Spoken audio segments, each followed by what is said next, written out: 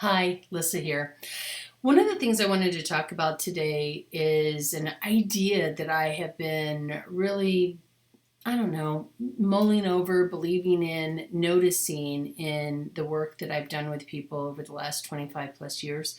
And it is that all human behavior can be found on a spectrum between threat and safety.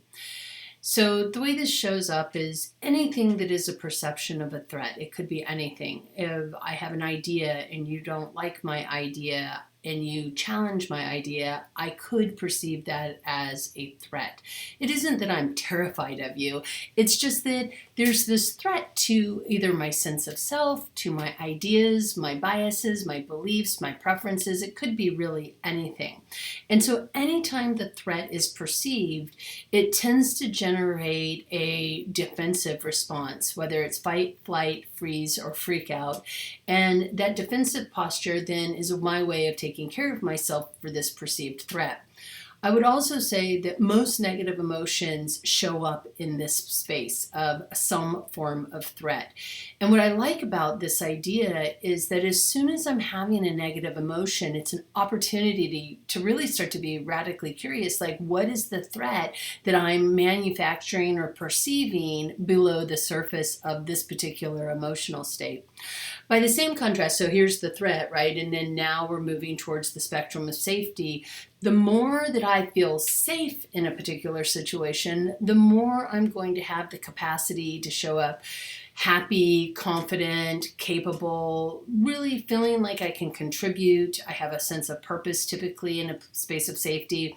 Safety also is what allows for the enjoyment of things. And I don't necessarily know that all positive emotions come out of a sense of safety, but I'm going to say that I think that if you use the Pareto principle of 80-20, 80% of them are probably going to come from a place of feeling really safe. And it's not to say that you always need to feel safe or you always need, you're always in a state of threat, but this is a really important spectrum to start paying attention to, because if you find yourself really on the spectrum of feeling threatened a lot, feeling anxious, angry, worried, whatever the emotional name you give to it, it's a really important opportunity to take and go, okay, what is the threat that I'm perceiving below the surface? It's a great place to get curious. By the same token, when you're feeling really comfortable, happy, confident, any of those sort of emotions, it's a really useful opportunity to take a look at what's driving that. Like, how are you creating this sense of safety? What's the story that you're telling yourself that allows for that safety to be there? And maybe the story is, I'm around people who love me, and so I'm great as long as I'm around these people who love me, and I feel really confident in that. And these people I don't know, so there's this perception of threat over there. But it's a really great place to be curious, so that what you can do is choose whether or not the threat is real or if you're manufacturing it. Obviously, if a tiger is running at you, the threat is real.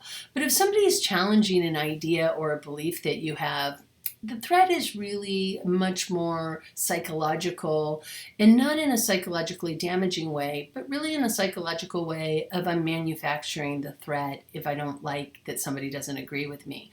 And it's a place to challenge some of the fears and things that get activated when we feel in a threatened state. So I hope this is useful, and please leave comments below. I would love to hear from you, your thoughts on the spectrum of threat to safety, and subscribe should you choose, and sharing is caring. Thank you so much.